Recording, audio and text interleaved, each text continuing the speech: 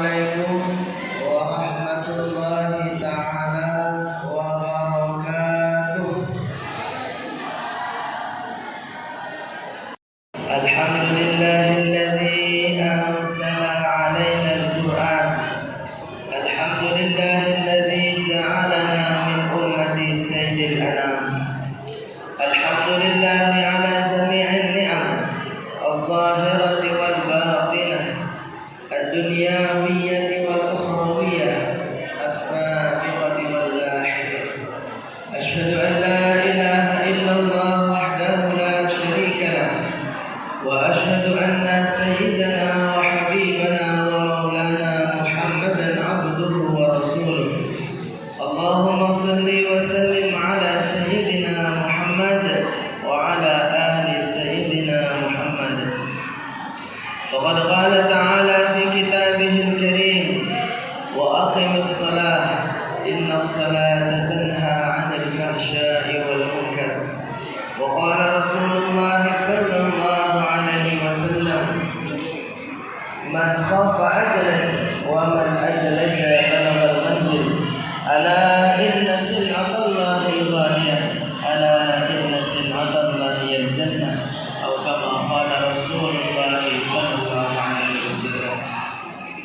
Bapak Kepala Desa Penari yang kami hormati, Bapak Imam Masjid Khairul Iman Desa Penari yang kami muliakan, para ustaz, tuan guru, orang tua, serta pandai, tokoh agama, tokoh masyarakat yang kami hormati, beserta semua bapak-bapakku, ibu-ibuku, santri-santri yang kita cintai. Semoga pada malam hari ini kita semua diberikan kesehatan oleh Allah. Amin ya rabbal alamin. Modal kita untuk bisa beramal adalah sehat imannya dan sehat badannya. Amin ya rabbal alamin. Imunnya kuat, imannya pun kuat. Kalau yang kuat cuma badannya, imannya enggak kuat, enggak bisa juga beribadah.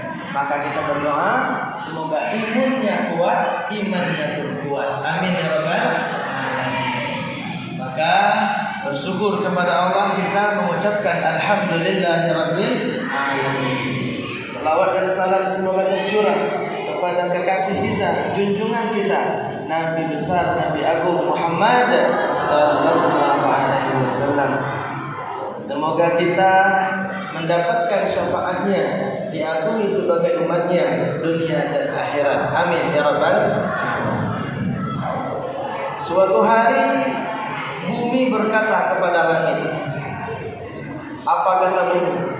Wahai langit, kamu itu apa isi kamu? Kamu itu kosong, tidak ada isinya. Lihatlah saya, kata bumi, penuh dengan pemandangan yang indah. Ada lautan, ada sungai, ada gunung, ada lembah, flora, fauna, begitu indah, begitu memikat, kata bumi kepada langit. Maka langit menjawab, wahai bumi, kamu salah dan kamu keliru. Di langit itu ada bintang gemintang yang berkelip-kelipan. Di langit ada rembulan yang terang, yang indah. Dan di langit juga ada matahari yang bersinar. Maka bumi pun berkata, wahai langit, di bumi itu ada Ka'bah. Ada apa? Ka'bah. Yang mana Ka'bah itu bangunan pertama kali di dunia, yang dibangun oleh Nabi Adam, meletakkan fondasinya. Inna awwala baiti wudi'a lin-nasi alladzi bi Bakkah mubarakah. Bangunan pertama kali di dunia ini adalah Ka'bah.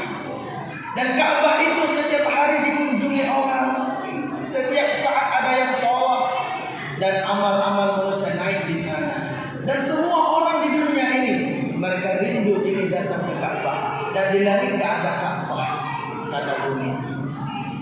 Langit menjawab, oh kamu juga keliru wahai bumi. Di langit itu ada Baitul Ma'mur. Baitul Ma'mur itu setiap hari yang tawaf bukan 1.000 orang, 70.000 malaikat setiap hari. Lah malaikat yang datang 70.000 tidak akan kembali lagi untuk selama-lamanya. Berarti setiap hari menambah jumlah malaikat 70.000 tawaf di Baitul Ma'mur. Besok tambah lagi 70.000. Yang sudah datang tidak akan kembali lagi. Kalau yang naik haji bisa naik haji sekali, tahun depan datang lagi. 10 tahun datang lagi bisa. Bisa juga umroh kalau nggak dapat haji. Tapi kalau di Baitul Ma'mur setiap hari yang tawaf malaikat 70.000. Setiap mereka tawaf di hari itu besok nggak akan kembali lagi sampai hari kiamat. Banyak mana yang tawaf dengan bumi? Yang banyak mana? Maka bumi lagi bilang, wahai langit, di bumi ini ada para nabi. Para nabi itu orang nggak pernah berdosa. Maksud nggak ada dosanya sama sekali. Mereka itu menginjak-injak saya dari zaman dulu sampai sekarang. Maka di langit ada apa? Maka langit kembali berjawab, lah kamu ini salah bumi.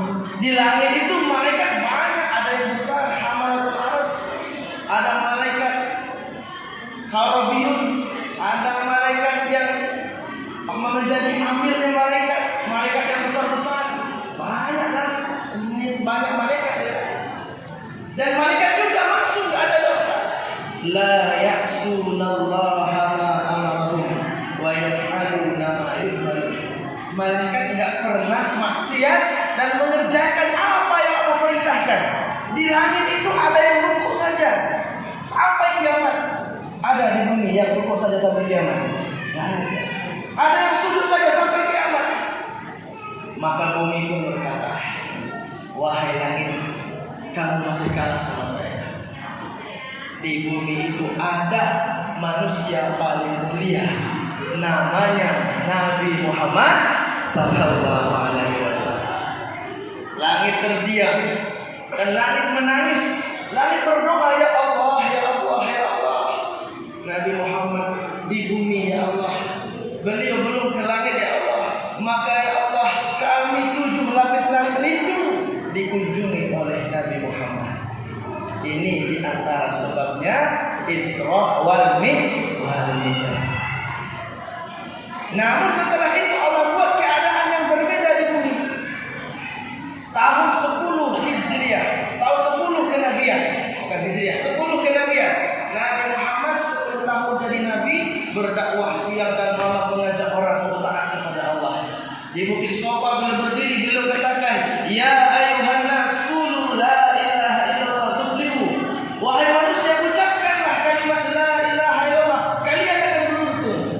Tetapi sebaliknya orang Mekah, orang Quraisy tidak mau mengikuti ajaran Nabi. Bahkan mereka memusuhi Nabi, melempar Nabi, menyiram Nabi dengan pasir. Bahkan isi perut Nabi disiram kepada Nabi ketika beliau sujud. Berbagai macam halangan rintangan. Bahkan mereka sepakat untuk membunuh Rasul. Maka pada tahun 10 tadi sudah 10 tahun dakwah, masih minim hasilnya. Walaupun ada sebagian kecil yang masuk Islam, Nabi berniat untuk membuka lahan baru dalam dakwah. Nampaknya orang Mekah ini cuacanya panas, hatinya panas. Orangnya suka marah-marah orang Mekah ini karena mereka di padang pasir. Maka Nabi berpikir mungkin di puncak gunung sana, di tempat yang sejuk, ada manusia dan hatinya sejuk sebagaimana cuaca di sana. Maka Nabi berjalan bersama pembantunya, namanya Zaid bin Haritsah, berjalan kaki 60 mil. 1 mil daratan 1.600 meter, kurang lebih 100 kilo. Nabi Muhammad jalan kaki untuk membuka lahan baru dalam penyebaran agama Islam bersama pembantunya, bersama khadimnya, namanya Zaid bin Haritsah. Sesampainya di Taif, tempat yang dingin sejuk, di sana ada tumbuhan, ada sayur, ada buah-buahan, tanahnya subur. Maka Nabi berpikir, mungkin mereka hatinya lembut sebagaimana tanahnya yang subur. Maka Nabi mendatangi 3 orang kepala kaum di sana. Yang pertama berkata kurang lebih, kok kamu yang Allah pilih jadi nabi? Yang kedua berkata, kenapa bukan orang lain yang jadi nabi? Yang ketiga berkata, saya nggak mau bicara sama kamu. Kalau engkau nabi, saya takut kualat.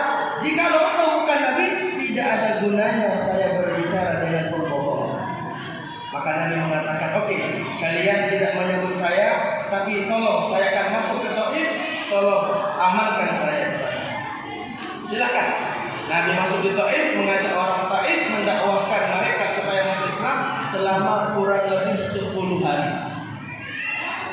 Setelah 10 hari, justru mereka sepakat mengusir Rasulullah dari Taif.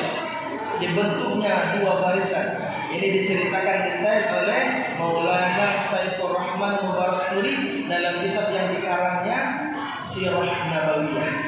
2 barisan mengepung Nabi, anak kecil pun ikut melemparkan Nabi dengan batu. Mereka mengusir Nabi, sehingga kata beliau sebuah batu yang runcing kemudian dilemparkan mengenai urat di atas tumit Nabi, sehingga kaki Nabi berlumuran dengan darah.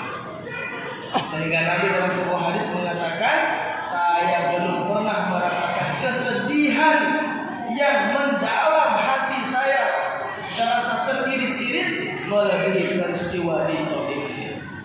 Diusir baginda Nabi Muhammad sebaik-baiknya manusia, diusir oleh mereka sampai keluar dari Taif. Maka Nabi bersembunyi di sebuah kebun. Kebun ini miliknya Utbah dan Syaibah.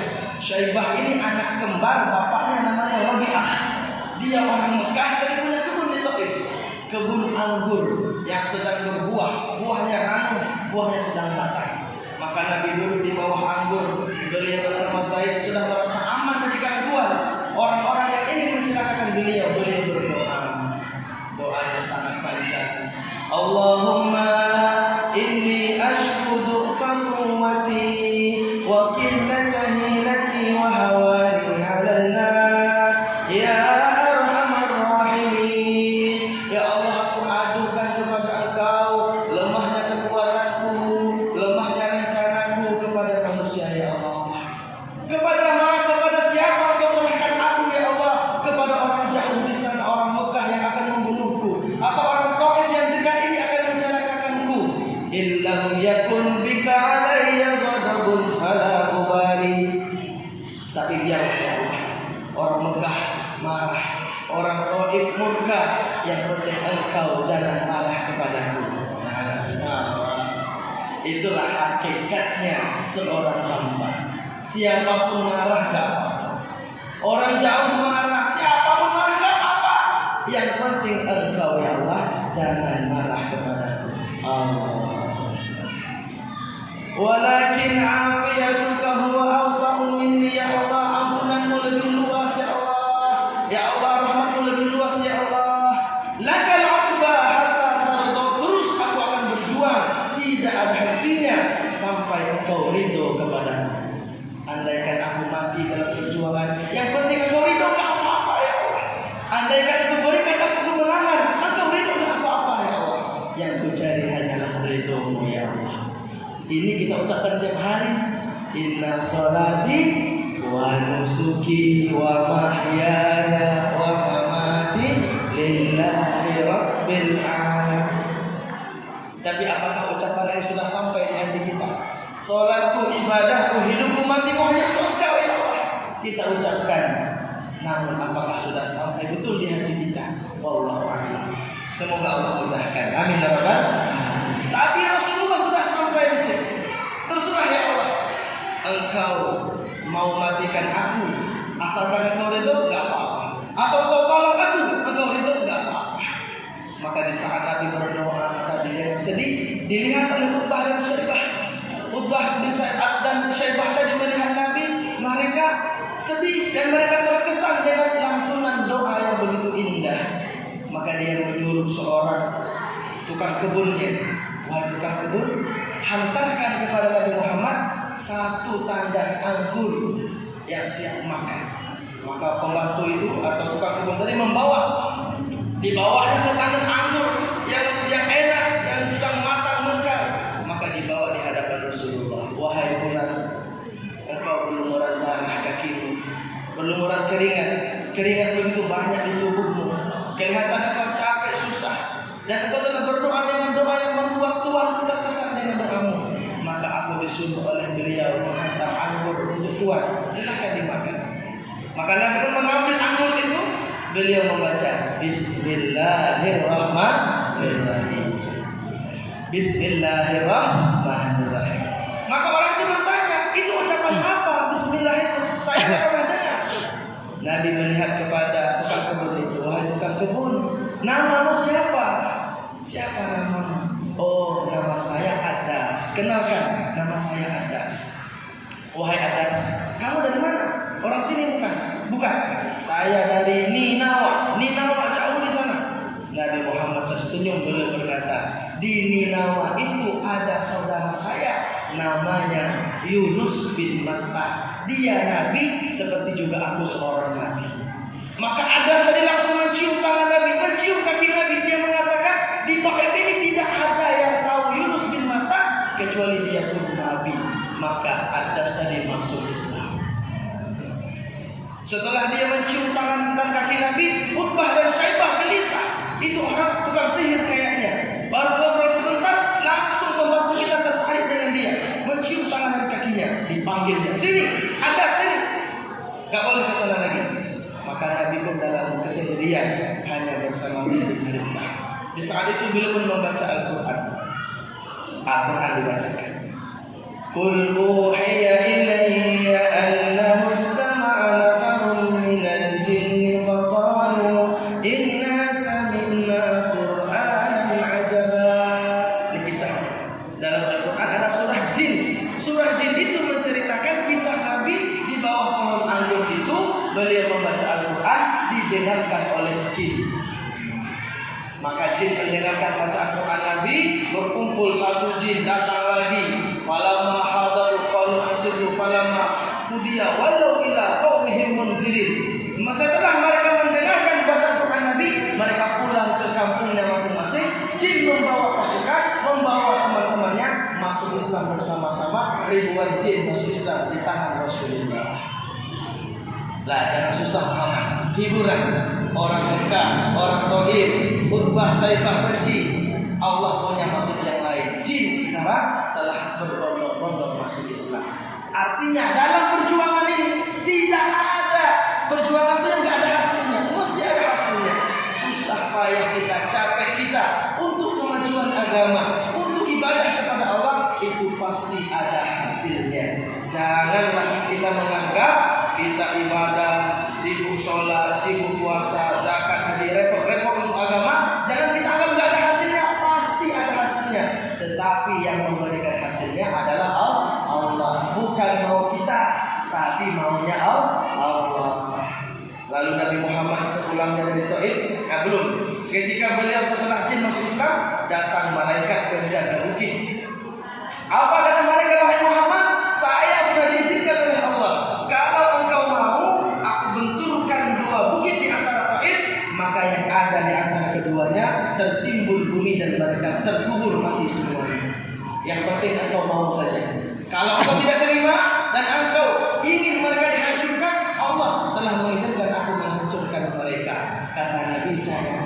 Aku berharap anak cucu mereka nanti orang-orang yang menyembah Allah dan tidak menyebutkan Allah sedikit pun. Itu seorang pemimpin, jiwanya besar, walaupun telah disakiti bahkan dibunuh, jelas-jelas mau dibunuh, tapi beliau masih memaafkan dan beliau tidak habis harapannya kepada Allah. Kalau mereka menolak Islam, mungkin di suatu hari nanti anak cucu mereka menerima Islam. Maka betul doanya Nabi dikabulkan oleh Allah. Dari Taif itu muncul seorang ulama besar namanya Muhammad Qasim As-Saqafi. Muhammad Qasim As-Saqafi dikirim oleh Raja Turki Utsmani dakwah sampai ke Gujarat. Sampai di Gujarat dia pun menyebarkan agama sampai ke daerah Asia sehingga Nusantara termasuk Indonesia masuk Islam karena dakwahnya anak cucu orang Taif. Begitulah. Jikalau seseorang mampu membalas keburukan dengan kebaikan, idfa billati hiya ahsan, balas keburukan dengan kebaikan. Fa idzal ladzi bainaka wa bainahu adawatun ka'annahu waliyyun hamim. Siapa yang bisa membalas keburukan dengan kebaikan, maka niscaya musuh bebuyutan kesulitan akan menjadi teman setia. Namun itu tidak mudah. Wa ma yulaqaha illa alladziina sabaru. Tidak akan menemukan itu kecuali orang yang sabar. Wa ma yulaqaha illa dzu hazzin 'adzim. Dan tidak akan menemukan itu kecuali orang yang punya jatah yang besar. Nabi Muhammad pun pulang. Maka tidak lama berselang setelah itu, pada tahun ke-11 Hijriah, diceritakan oleh Syekh Najmuddin Al-Ghaizi dalam kitab yang dikarang judulnya Qissatul Mi'raj, disarahi oleh Syekh Ahmad Dardiri, nama kitabnya Dardir lil Mi'raj, tahun ke-11 malam 27 Rajab, di malam yang gelap Nabi Muhammad tidur di rumah Ummu Hani. Riwayat pertama. Riwayat kedua, tidur di samping Masjidil Haram dekat Hijr Ismail. Kata Syekh Dardir, kalau Syekh Ahmad Dardir mengatakan kumpulkan saja dua riwayat ini. Bagaimana? Pertama, Nabi tidur di rumah Ummu Hani. Ummu Hani tidur, kemudian tiba-tiba atap rumahnya terbuka. Jibril turun bersama Mikail dan Israfil, diangkat tubuh Nabi, dipindahkan malam itu di depan Masjidil Haram dekat Hijr Ismail. Di sana sudah ada dua orang yang tidur. Sebelah kanan Hamzah bin Abdul Muttalib, sebelah kiri Ja'far bin Abi Thalib. Mereka tidur bertiga, tidur miring. Muttaji'an, tidur miring. Di saat mereka tidur miring, malaikat Jibril turun untuk yang kedua kalinya. Mereka mengambil jasad Rasulullah, mengambil tubuh Nabi yang lagi tidur, dipindahkan ke pinggir sumur Zam-Zam. Sumur Zam-Zam ini sumur dari injakan telapak kakinya Nabi Ismail alaihissalam. Ketika beliau kehausan, sudah kita tahu ceritanya. Ringkasnya, kenapa sumur Zam-Zam? Karena air terbaik kualitasnya di dunia, air Zam-Zam. Kata Syekh Najmuddin Al-Ghaizi, pertama air yang paling bagus, air yang dari jari-jari Rasulullah. Yang kedua, air yang bagus adalah air sumur Zam-Zam. Yang ketiga adalah telaga Kautsar. Yang keempat, sungai Nil karena hulunya dari surga. Yang kelima adalah semua sungai-sungai di dunia. Mungkin termasuk sungai kita, air dikit. Termasuk sungai Selagan Raya, semua sungai. Maka air yang berkualitas air Zam-Zam. Maka Nabi Muhammad ditidurkan di pinggir sumur Zam-Zam, kemudian dibelah dadanya. Menurut mayoritas ulama, dibelah dengan tapak alat. Tiba-tiba terbelah saja, mulai dari bawah kerongkongan sampai di bawah pusat. Dibelah tubuh Nabi, dikeluarkan hatinya. Setelah hati itu dikeluarkan, maka Mikail datang membawa wadah, di dalamnya berisi air Zam-Zam. 3 wadah, masing-masing isinya air Zam-Zam. Maka hati Nabi tadi dimasukkan di wadah yang pertama, kemudian wadah yang kedua, kemudian wadah yang ketiga. Kemudian dikeluarkan dari hati Nabi seluruh penyakit-penyakit hati, mulai dari dendam, iri hati, sombong, takabur, suuzon, fitnah, segala macam penyakit hati sudah dihilangkan semua. Dan Jibril berkata, Muhammad, ini ada hitam, ini jatah setan dari hatimu telah dikeluarkan. Maka hati Nabi telah menjadi bersih. Maka sebelum memulai perjalanan ini, perjalanan yang mulia Isra Mi'raj, maka Nabi Muhammad dibersihkan dulu hatinya. Begitu juga kita ini, kalau ingin punya derajat di sisi Allah, maka bersihkan dulu hati kita. Tidak akan seseorang punya derajat di hati Allah, di sisi Allah, kalau hatinya masih kotor. Perjalanan yang sakral Isra Mi'raj cuma terjadi sekali saja, tidak ada sebelumnya, tidak ada setelahnya. Nabi-nabi yang lain tidak ada yang seterusnya, cuma Nabi Muhammad. Maka sebelum perjalanan dimulai, hati dibersihkan dulu. Hikmah yang pertama. Yang kedua, 3 kali basuhan ini secara fikih, basuhan pertama wajib, basuhan kedua utama, basuhan ketiga sempurna. Maka sempurnalah basuhan hati Nabi, hatinya telah bersih. Setelah bersih hatinya, jatah-jatah setan yang berwarna hitam telah keluar, dimasukkan lagi ke dalam dada Nabi. Mikail datang membawa wadah yang terbuat dari emas yang berasal dari surga. Isi wadah itu adalah iman dan hikmah. Bukan air, bukan air zam-zam, bukan debu, bukan alat pembersih yang lain, tapi isinya wadah dari emas dari surga itu adalah iman dan hikmah. Mungkin kalau kita baca kitab ini kita agak ngambang. Ternyata kitab ini dibuatkan oleh Syekh Jalaluddin Al-Mahalli, muridnya Syekh Jalaluddin As-Suyuti. Beliau dalam permulaan Al-Isra menukilkan kisah ini, bertanda kuat. Karena yang mengarang Jalaluddin Suyuti dan Mahalli ini adalah tafsir Jalalain yang jadi rujukan seluruh dunia. Kalau kita berpatokan cuma kitab Dardir, mungkin kita masih ragu. Tapi kalau berpatokan dengan kitab tafsir Jalalain, ini kitab sudah menjadi rujukan dunia. Dan Syekh Jalaluddin Al-Mahalli menukilkan kisah ini di dalam tafsirnya dan disarahi oleh Syekh Sawi lebih panjang lagi. Maka Nabi Muhammad pun sudah, beliau hatinya tadi di dalam dadanya dituangkan wadah tadi yang dari emas tadi isinya iman dan hikmah dituangkan di dalam dadanya. Ketika iman dan hikmah tadi, ya kita nggak bisa membayangkan bagaimana bentuknya iman dan hikmah. Iman itu yakin, hikmah itu bijaksana. Dituangkan iman dan hikmah di dalam dada Nabi. Dada Nabi penuh dengan 4 perkara. Yang pertama ilmu, yang kedua ilmu kelembutan, yang ketiga keyakinan, yang keempat Islam. Ilmu, lembut, yakin dan Islam. Setelah hati Nabi penuh dengan 4 perkara tadi, ditutup apa? Bekas.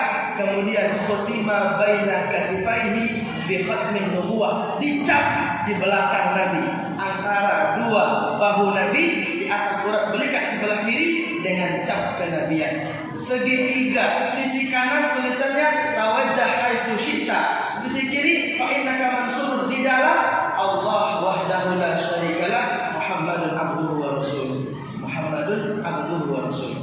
Itu cap kenabian. Seperti daging yang tumbuh berada di sebelah kiri, di atas belikat kiri, di antara dua bahu Nabi. Setelah dicap dengan cap kenabian, maka Nabi Muhammad pun didatangkan seekor kendaraan yang bernama buruk. Dinamakan buruk karena kecepatannya lebih cepat dari kilat. Buruk itu artinya kilat. Lah buruk ini binatang yang punya bulu-bulu yang putih. Kemudian telinganya senantiasa bergerak karena pendengarannya kuat, matanya tajam, pandangannya jauh. Tidak lebih besar dari bakol, tidak lebih kecil dari himar atau keledai. Wallahu alam, kita nggak bisa menggambarkan bagaimana besarnya. Cuma dalam kitab lebih besar dari keledai, lebih kecil dari bakol. Bakol peranakan kuda dan keledai. Maka Nabi Muhammad setelah itu, Rasulullah SAW naik ke atas buruk. Dan buruk itu di pahanya ada sayap, 2 sayap. Sekali dia mengepakkan sayapnya, tujuan sampai. Dia akan memandang dengan matanya yang tajam. Sejauh mata memandang, dia ingin ke sana. Sekali mengepakkan sayap, tujuan telah sampai. Maka dia punya tali pelana yang pegang Jibril. Dia punya tali kekang dipegang Mikail. Dan Israfil ikut di belakang mengawal mereka bertiga. Berangkatlah mereka mulai perjalanan Isra. Isra artinya berjalan di malam hari. Dari mana startnya? Minal Masjidil Haram, dari Masjidil Haram. Finishnya ilal Masjidil Aqsa, sampai ke Masjidil Aqsa. Maka Rasulullah naik sampai di tempat yang di sana banyak pohon kurma. Kata Jibril, Muhammad singgah, salat 2 rakaat. Nabi singgah, dan itu adalah Thaibatul Madinah, Thaibah Madinah. Kemudian lanjut perjalanan, beliau singgah lagi di tempat yang kedua, yaitu di kota Madian, di bawah pohonnya Nabi Musa. Kemudian lanjut lagi perjalanan, di tempat yang ketiga singgah di Bukit Tursina. Yang keempat, beliau suruh singgah di bawah sebatang pohon di atas batu. Nabi sholat di sana 2 rakaat. Jibril bertanya, wahai Muhammad, tahukah engkau di mana kamu sholat? Tidak tahu, wahai Jibril. Kata Jibril, sholaita bi baiti lahmin. Engkau sholat di baitul lahmin. Baitul itu artinya rumah, lahmin artinya daging.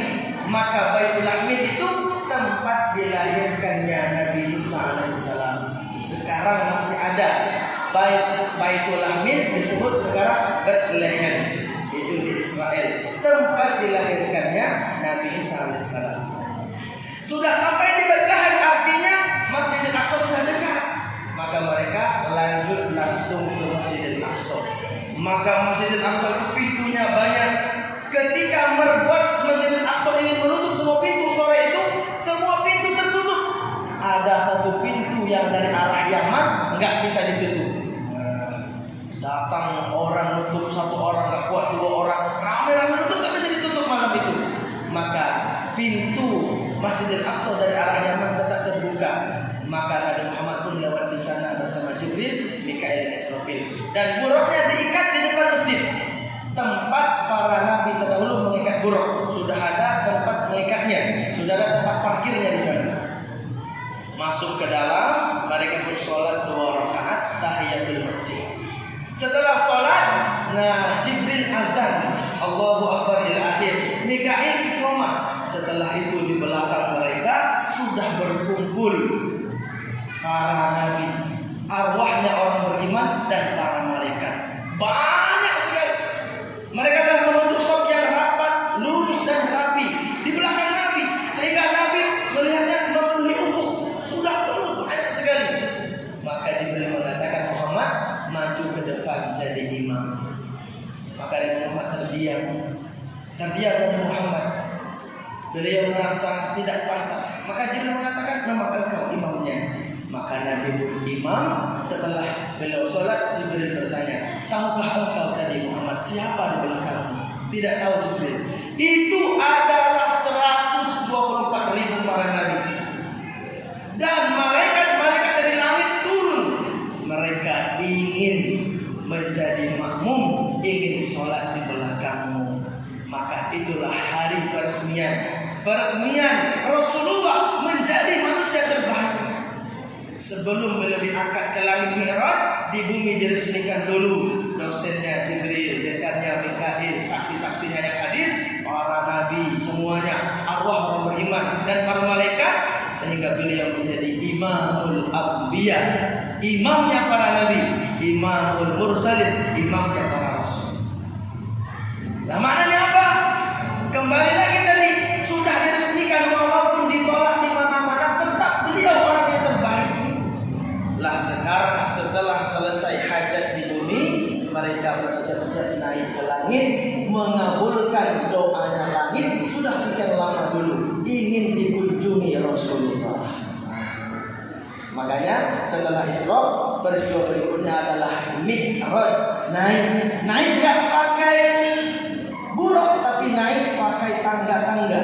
Karena Mi'raj itu artinya naik, dan naiknya pakai tangga-tangga. Tangganya 10 tangga. Tangga yang pertama, langit pertama. Tangga kedua, langit kedua. Langit ketiga sampai langit ketujuh. Langit ketujuh ke langit ke-8, tangga ke-8. Langit ketujuh sampai Sidratul Muntaha.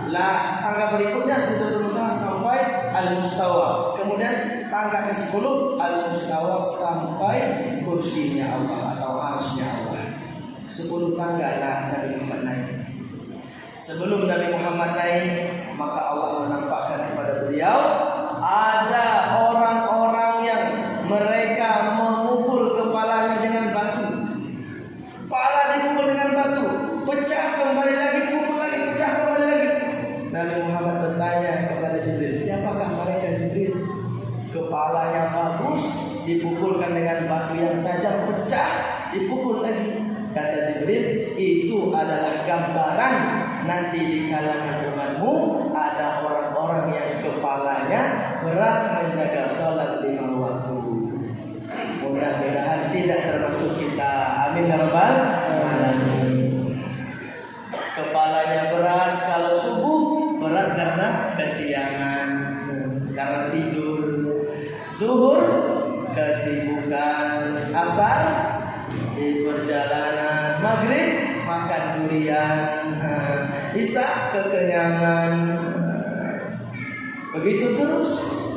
Itu gambaran umatmu nanti ada orang-orang yang kepalanya berat menjaga sholat. Mudah-mudahan tidak termasuk jamaah Masjid Nurul Iman. Amin ya rabbal alamin. Yang lain lah, bukan di sini tempatnya. Di sini adalah orang-orang yang rajin menjaga sholat 5 waktu. Kemudian Nabi ditambahkan lagi ada orang-orang yang mereka di hadapannya ada daging yang lezat, daging yang siap dimakan, wadahnya bersih. Di belakang ada daging yang busuk di wadah yang kotor menjijikkan. Tapi alangkah heran, alangkah anehnya Nabi Muhammad melihat mereka berlomba-lomba memakan daging yang di belakang dan mereka meninggalkan daging yang di depan. Nabi bertanya, Jibril, siapa itu mereka? Daging lezat ditinggalkan, daging busuk dimakan dengan lahap. Itu pun perumpamaan umatmu nanti di akhir zaman. Umatmu pokoknya nanti. Perumpamaan ada orang-orang, seorang laki-laki memiliki istri yang cantik jelita, yang harum dan halal di rumahnya. Tapi kalau malam tiba, dia pergi mencari rumah janda. Allah, na'udzubillah. Sedang viral sekarang. Namanya zaman sekarang ini zaman silent pelakor, pencuri laki orang. Begitu juga ini bapaknya, begitu juga ibunya. Ibunya itu punya suami yang sudah lama berjuang memberikan nafkah kepadanya. Siang malam gak peduli, kepala jadi kaki, kaki jadi kepala. Nah, dibangunkan rumah, dibelikan mobil, dibelikan motor. Lihat suami sudah rapuh, sudah capek, ya. Maka ketika suami dinas luar, nggak ada di rumah, sang istri tadi pergi mencari rumah-rumah barajudah. Dan dia tidur di rumah suami orang lain. Na'udzubillah. Jadi bukan bagus yang dikatakan tadi itu. Pelakor itu bukan bagus, itu aib yang sangat menjijikkan. Maka digambarkan daging yang lezat ditinggalkan, daging yang busuk dimakan. Maka bagaimana caranya? Caranya supaya aman kita dari godaan-godaan begitu. Baik pengantin baru, pengantin lama. Apa caranya supaya utuh rumah tangganya sakinah mawaddah warahmah? Cara yang pertama kali, jagalah pandangan mata. Jagalah pandangan mata. Kata Nabi, al-ainu sihamun min sihami iblisa. Sesungguhnya pandangan mata ini adalah satu panah daripada panah-panahnya setan. Kalau sering nengok istri orang, walaupun jelek lama-lama diubah cantik oleh setan. Istri sendiri jadi jelek oleh setan. Istri orang hidungnya pesek, bau, hitam, legam, pakai celana pendek, di kakinya banyak tato-tato, di kakinya tuh banyak seruling bambu, bekas-bekas apa itu kadas, kurang segala macam. Tapi kalau ditengok terus, lama-lama sama setan dipoles jadi cantik jelita. Suami orang bau, boleh, ya, ditengok terus lama-lama jadi ganteng perkasa. Makanya supaya aman jangan ditengok. Yang paling ganteng di dunia suami saya, walaupun sudah ompong. Yang paling cantik istri saya, walaupun sudah keriput, tetap pasangan setia sampai surga. Amin ya rabbal alamin. Maka kemudian Rasulullah pun mencium bau yang sangat harum luar biasa. Sehingga Nabi di dalam beberapa ayat dikatakan, Nabi belum pernah mencium bau seharum itu. Bertanya kepada Jibril, Jibril, bau apa yang harum ini? Ini bau kuburannya Masyitoh. Masyitoh itu tukang sisirnya anak perempuan Fir'aun. Ketika dia sisir rambut anak perempuan Fir'aun, sisirnya jatuh ke bawah. Masyitoh bilang, Bismillahirrahmanirrahim, ta'isyu Fir'aun. Dengan nama Allah Fir'aun hidup. Maka anaknya marah. Aku laporkan sama bapakku. Apakah kamu punya Tuhan selain bapakku? Maka Masyitoh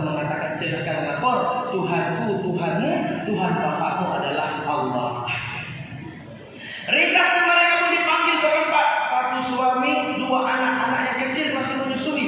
Kata Fir'aun, jikalau kamu tidak mau kembali lagi menyembah aku, kalian semua akan saya bunuh, akan saya goreng hidup-hidup. Maka kata Masyitah, anta ala masyitha ya Fir'aun, engkau terserah kamu. Maka datang pasukan membawa sebuah kuali besar, dibuatkan tungku yang besar, dinyalakan api. Di atas api itu di dalam tungku disiram minyak yang banyak, minyak mendidih. Kemudian Fir'aun mengatakan, jikalau kamu tidak mau kembali, kalian akan saya masukkan ke dalam kuali ini. Suami dimasukkan, anaknya yang besar dimasukkan. Sekarang giliran mereka berdua. Maka Masyitah menangis. Kata Fir'aun, kau takut kan? Tidak, saya tidak takut. Saya pesan saja, nanti tulang-tulang kami dikumpulkan, kuburkan tulang kami nanti. Ya, boleh. Kemudian Masyitah sedih melihat anaknya yang kecil masih menyusui. Anaknya tadi berbicara, tiba-tiba ada suaranya fasih.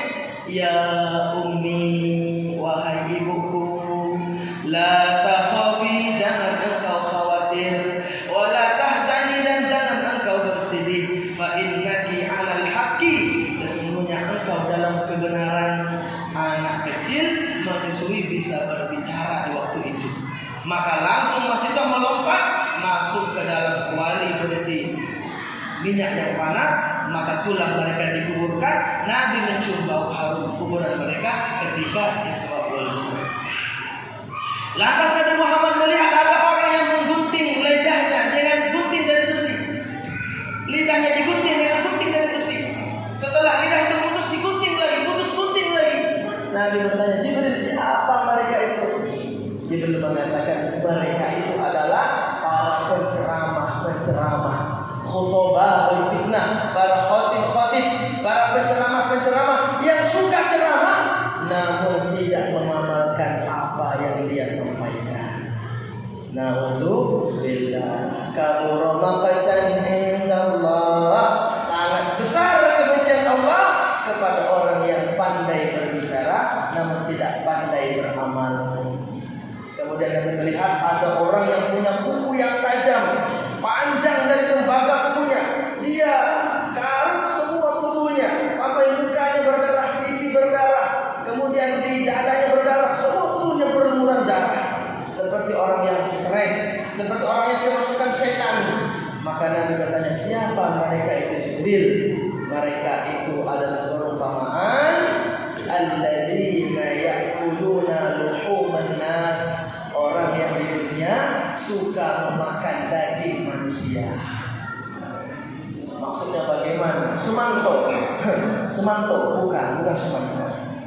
Memakan daging manusia di sini adalah sindiran orang yang suka membicarakan keburukan orang lain. Pekerjaannya membuka aib orang. Kalau kumpul duduk sama-sama, mesti makan daging orang lain dengan lezatnya. Maka Allah dalam Al-Quran berfirman, ayuhibbu ahadukum ayyakula lahma akhihi mayyitan fakarihtumu. Apakah kalian mau makan daging teman yang sudah jadi bangkai? Jangan mau. Apa itu?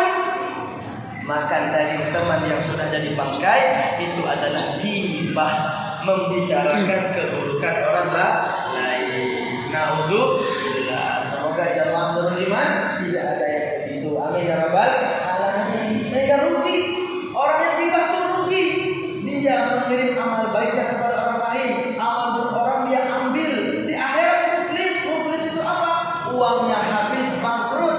Banyak amal tapi banyak ghibah, amalnya habis, keburukan orang sampai kepada dia. Maka Imam Syafi'i itu kalau ada orang yang ngomongin beliau keburukan, beliau langsung memberikan hadiah. Diambil uangnya, dibelikan buah-buahan, makanan, dimasukkan ke nampan, dihantar. Tuan, terima kasih telah menghibah saya.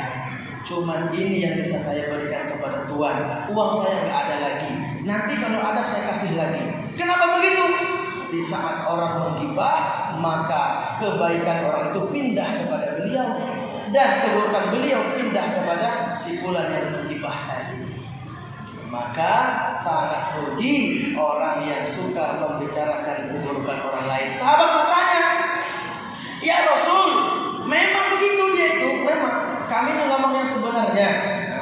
itu kan ibu-ibu, bapak-bapak. Kami ini ngomong yang sebenarnya. Memang begitu.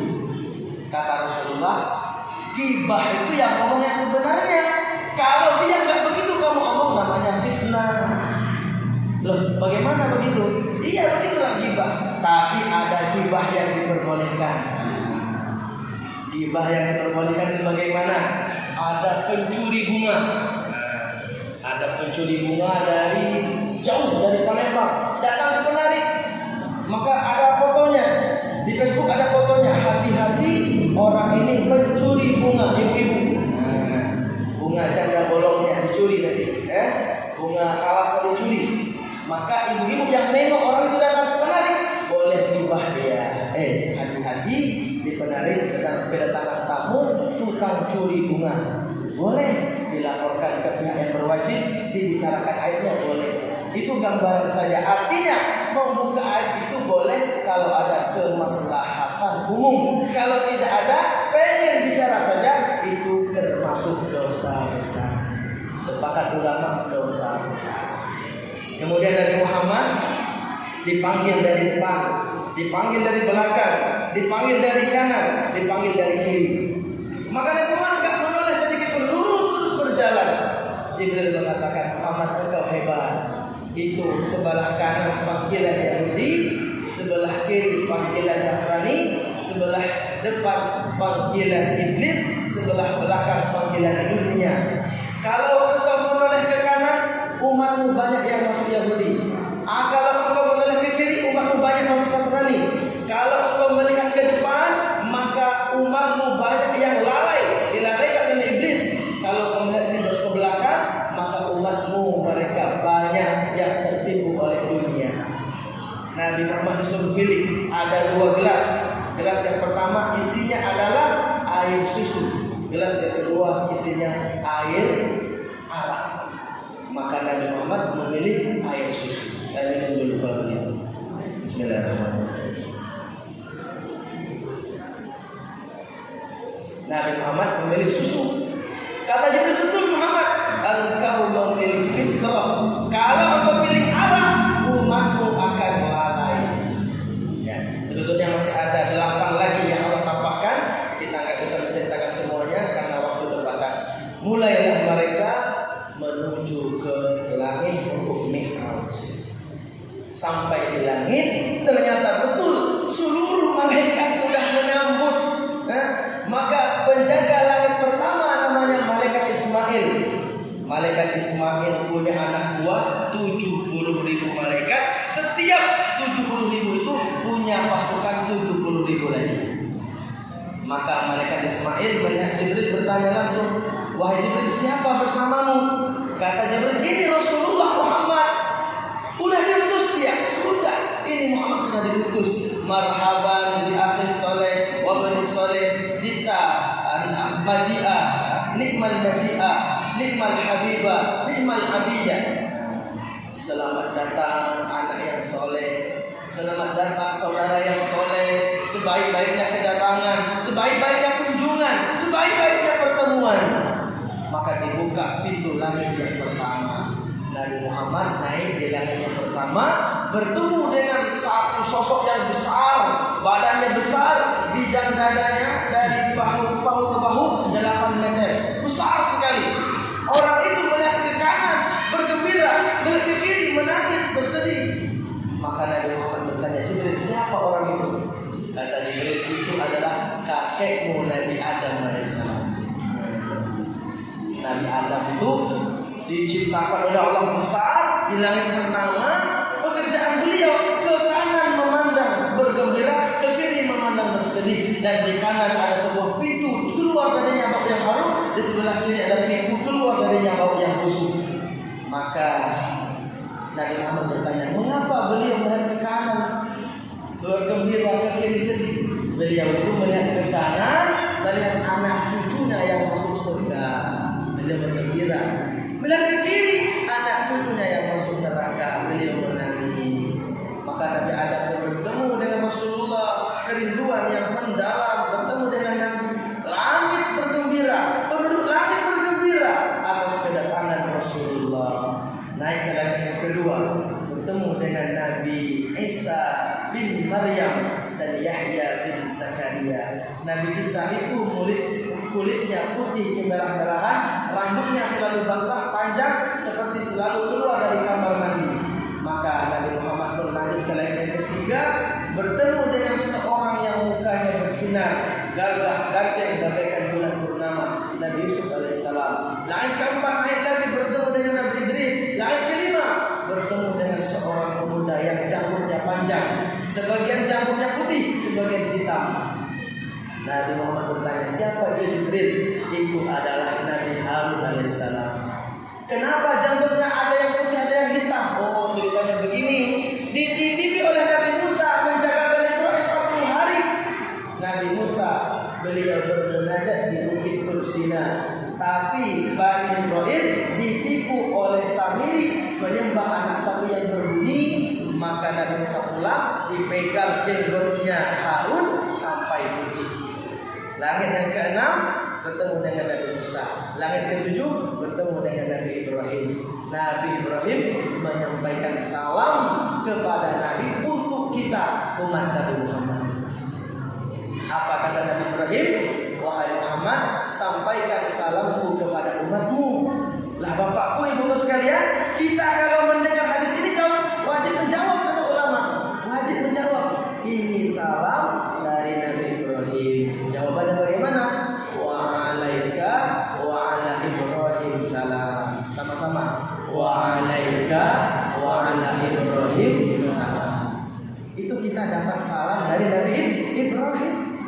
Nabi Ibrahim bilang, sampaikan salamku kepada umatmu. Maka kita jawab, wa alaika wa ala Ibrahim salam. Dan sampaikan pesanku kepada mereka. Nabi Ibrahim pesan bukan kepada umat, tapi untuk umatnya. Sampaikan kepada umatmu, wahai Muhammad, surga itu tanahnya subur. Kemudian surga itu kaplingannya luas. Surga itu lumpurnya berbau harum seperti kasturi. Dan sekarang surga itu masih kosong, belum ada tanaman-tanamannya. Maka saya berpesan, suruh umatmu untuk menanam tanaman-tanaman surga. Nabi Muhammad bertanya, wahai Ibrahim, wahai Nabi Ibrahim, apakah tanaman surga?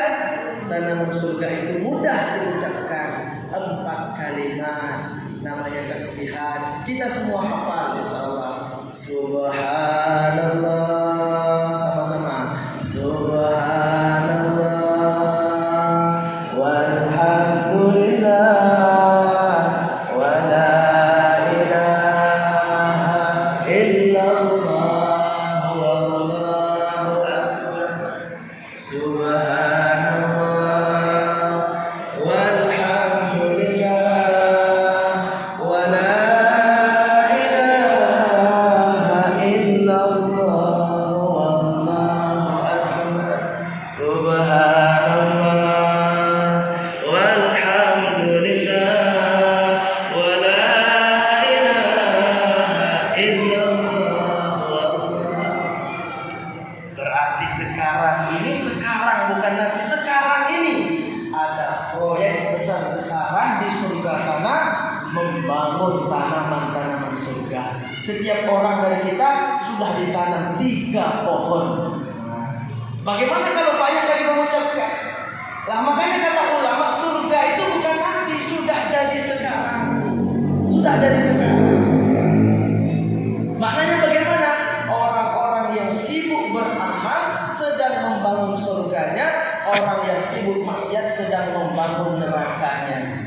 Setiap orang ini, satu orang sudah ada jatah kaplingannya, kaplingan surga, kaplingan neraka. Beramal surga dibangun, maksiat surga nerakanya pun disiapkan. Bukan nanti surga itu, sekarang lagi ada proyek besar-besaran di alam sana, di alam akhirat sedang proyek besar-besaran. Kalau kita mengucapkan subhanallah walhamdulillah wa la ilaha illallah wallahu akbar, tumbuh sebuah pohon. Saking rindangnya, saking besarnya, kuda yang cepat tidak selesai memutarinya 100 tahun, saking besarnya. Tapi ingat, surga itu luas tanahnya. Begitu juga di saat maksiat meninggalkan sholat sekali yang wajib, sholat wajib ditinggalkan sengaja meninggalkan sholat wajib, namanya tertulis di pintu neraka dan dia wajib memasuki pintu itu kalau dia tidak diampuni oleh Allah. Jadi sekarang bukan nanti, pembangunannya sekarang. Siapa yang membangun sebuah masjid di dunia, Allah bangun untuknya sebuah masjid juga, sebuah istana di surga. Hadisnya sahih, man bana lillahi masjidan banallahu lahu baitan fil jannah. Siapa yang membangun sebuah masjid karena Allah, Allah bangun untuk dia sebuah istana di surga. Siapa yang menghibur saudaranya terkena musibah, maka Allah akan membuat untuk dia sebuah istana di surga. Siapa yang berdebat, dia mampu membalas tapi dia nggak mau membalas. Dia bisa berhujah, ada orang memaki-maki, dia bisa membalas, namun dia diam nggak membalas. Allah bangun untuk dia sebuah istana di tengah-tengah surga. Siapa yang didatangi orang dicaci maki, memang dia nggak mampu membalas, dia diam, maka Allah bangunkan untuk dia sebuah istana di pinggiran surga. Nah sekarang pembangunan itu, ya, bidadari sudah menunggu di sana. Makanya kata ulama, bagi orang yang rajin tahajud tengah malam baca Al-Quran, bidadarinya itu di sana senang, gembira, bangga, itu calon saya. Tengok dia, rajin ibadah, rajin baca Quran, dia bersemangat menyambut kedatangan kekasihnya. Tapi yang kalau malam tidur saja, ngorok saja, ngencet saja, bidadarinya di sana minder, kecewa. Kok pangeran saya malas-malasan di sana? Apa dia gak cinta sama saya? Apa gak dia pengen bertemu sama saya? Yang suka tidur itu bidadarinya kecewa. Gak sama dengan si fulan itu malam-malam bangun sholat tahajud, bidadarinya semangat, ya Allah, kapan dia meninggal? Kapan dia bertemu dengan saya? Sudah tidak tahan lagi. Begitu juga semuanya. Kita beramal di dunia ini sudah. Maka nanti kalau sudah masuk surga, Allah berfirman, sebulan itu jatah neraka kamu. Karena kamu taat, neraka kamu sudah gak ada lagi. Orang yang masuk neraka, Allah itu pengen membuat mereka lebih tersiksa lagi. Sudah masuk neraka, Allah bilang, bulan, dulu kalau kamu taat, itu istana kamu, itu surga kamu, itu bidadari kamu. Berhubung kamu tidak taat, maksiat, masuklah neraka selama-lamanya. Maka penyesalan di atas penyesalan. Seluruh azab neraka itu menjadi kecil dibandingkan dengan penyesalan-penyesalan tadi. Andaikan dulu beramal, itu surgamu, itu bidadarimu, itu istanamu. Tapi kamu gak mau dibilang, bicara lagi gak mau mendengar, suruh sholat gak mau, ibadah gak mau. Sekarang rasakanlah api neraka. Bayangkan, seorang santri sekolah, kamu kalau tamat mondoknya, ini sudah ada calonnya, sudah ada rumahnya, sudah siap paket semuanya. Tapi berhubung kamu mondoknya tidak selesai, jodohmu diambil orang, rumahmu diambil orang, mobilmu dibawa orang.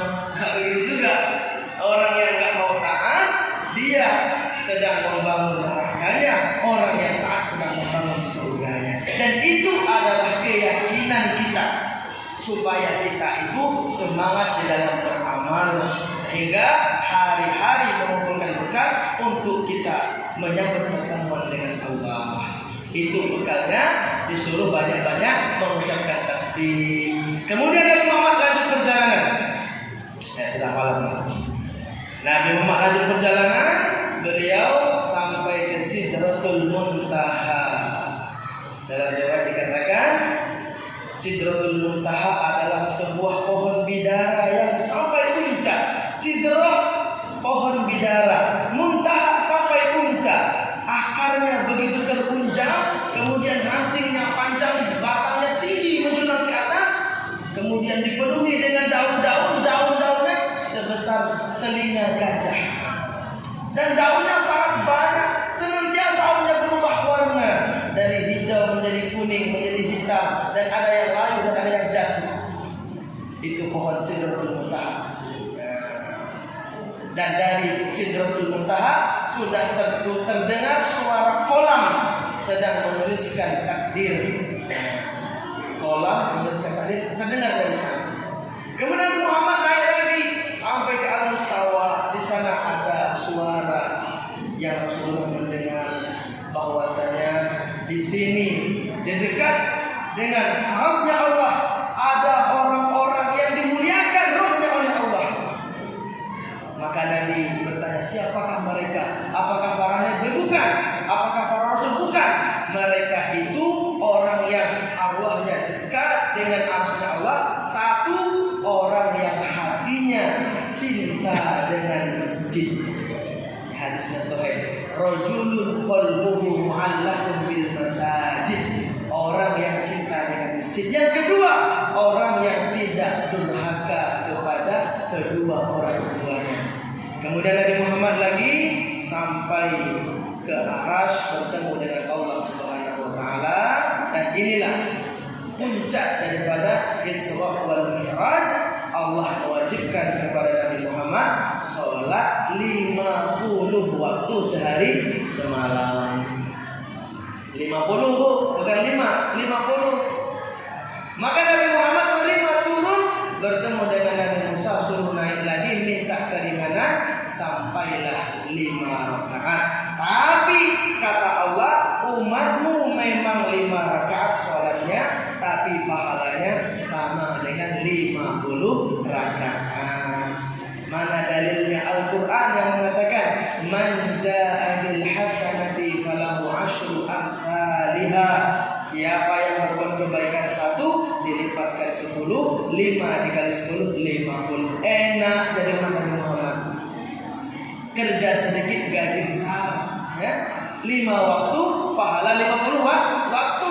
Ada karyawan toko, kamu kerja 5 hari tapi gajinya sama dengan kerja 2 bulan. Kamu kerja di sini cuma 5 hari tapi gajinya 5 juta. Yang lain kerja 30 hari, gajinya 1,5 juta. Tapi karyawan ini nggak mau, saya nggak mau. Nah, ini namanya karyawan yang nggak tahu diri. Begitu juga kita ini, suruh sholat cuma 5 waktu, dikasih pahala 50 waktu. Kalau tidak mau, berarti kita ini termasuk hamba Allah yang tidak tahu diri. Mau dikasih bonus banyak, tapi tidak mau mengamalkan. Nabi Muhammad pun turun, bertemu Nabi Musa, disuruh mengurangi sampai 5, disuruh naik lagi. Nabi Muhammad nggak mau. Kenapa? Karena kalau naik ini 5, naik lagi habis. Kemudian Nabi Muhammad turun, sebelum subuh beliau sudah sampai di Masjidil Haram. Waktunya berapa lama? Di dalam tafsir Jalalain, durasi waktu Nabi Isra wal Mi'raj cuma 4 saatin 4 jam. 4 jam. Tengah malam sampai sebelum subuh. Bukan semalam subuh, tengah malam sampai sebelum subuh. 4 jam saja. Maka pagi-pagi beliau duduk termenung di Masjidil Haram, datang Abu Jahal. Apa kata Abu Jahal? Muhammad, engkau galau. Dari mukamu kelihatan kamu ini galau. Kayaknya ada yang kamu simpan. Cerita apa lagi yang mau kamu sampaikan? Oh, saya tadi malam Isra Mi'raj, saya tadi malam begini-begini. Oh, kata Abu Jahal, jangan ceritakan sama saya. Kita panggil orang-orang semuanya. Orang Mekah kita panggil, suruh kumpul, kamu cerita. Iya, enggak apa-apa. Dikira bagus nih maksudnya. Dipanggil semua orang Mekah, Nabi Muhammad bercerita tadi malam saya begini-begini. Mereka heran. Muhammad, betul kamu ke Masjidil Aqsa? Betul. Coba pintunya berapa? Nabi Muhammad dinampakkan oleh Allah Masjidil Aqsa. Sudah nampak. Video callnya sudah nampak. Nah, bisa nengok tuh pintunya sebelah sana. Beliau menceritakan dengan detail sampai mereka terheran-heran.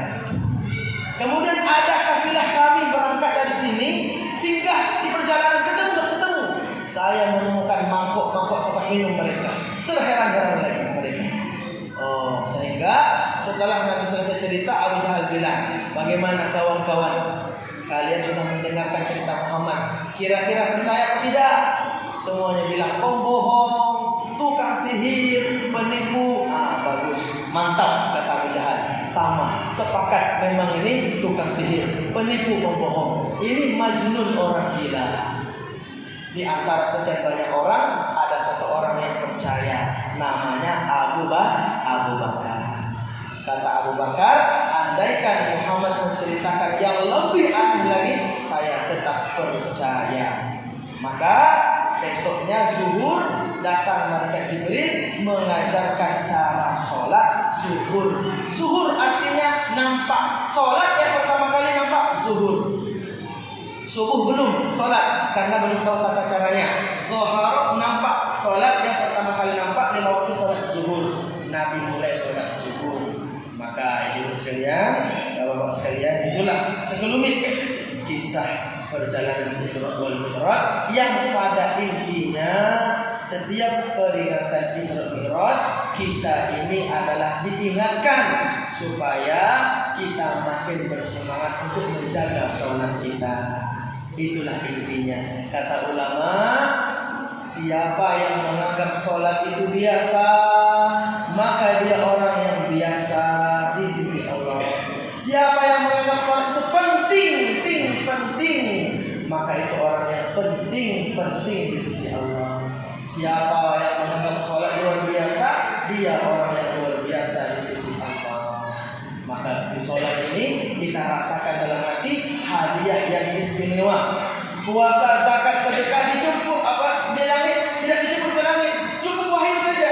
Tapi sholat gak cukup wahyu, dijemput ke langit. Maka anggaplah sholat itu adalah hadiah yang berharga, sehingga kita senantiasa rutin menjaga sholat kita. Terutama bapak-bapak, warga Penari, Simpang ini, mari bersama-sama kita memakmurkan masjid kita, Masjid Nurul Iman. Azan berkumandang yang memanggil Allah. Kalau kita dipanggil oleh teman kita, boleh kita cuek. Dipanggil bapak kita cuek, kita dimarah bapak kita, anak durhaka. Dipanggil presiden, kita tidak peduli presidennya marah, kita bisa diusir dari negara Republik Indonesia. Lah kalau azan yang manggil itu bukan bapak kita, bukan presiden, bukan teman, yang memanggil kita adalah Allah Subhanahu wa Ta'ala. Maka kalau kita cuek, maknanya kita belum kenal sesungguhnya dengan Allah Subhanahu wa Ta'ala. Maka mudah-mudahan peringatan ini kita buat setiap tahun, menambah semangat kita untuk menjaga sholat 5 waktu. Amin ya rabbal alamin. Itu katanya salawatnya. Walaupun hidup 1000 tahun, kalau tak sembahyang, bagaimana? Walaupun hidup 1000 tahun, kalau tak sembahyang, ya Rasulullah salamun alaik, ya Rafi'a sani wa tarji, atfatai yaziratan alami, ya uhail al-judi wal karami, atfatai yaziratan alami, ya uhail al-judi wal karami. Sepohon kayu daunnya rimbun, lebat bunganya serta buahnya, walaupun hidup 1000 tahun, kalau tak sembahyang apa gunanya? Walaupun hidup 1000 tahun, kalau tak sembahyang apa gunanya? Umur kita gak akan nyampe 1000 tahun. Kalau umur yang pendek ini tidak kita gunakan untuk menjaga sholat, maka kita akan rugi di dunia dan rugi di akhirat. Terima kasih atas segala perhatian. Maaf atas segala kekurangan. Mudah-mudahan bermanfaat untuk kita semua, terutama yang menyampaikan bisa kita amalkan dalam kehidupan kita. Ala hadhihi niyah wa kulli niyatin sholihah. Al-Fatihah.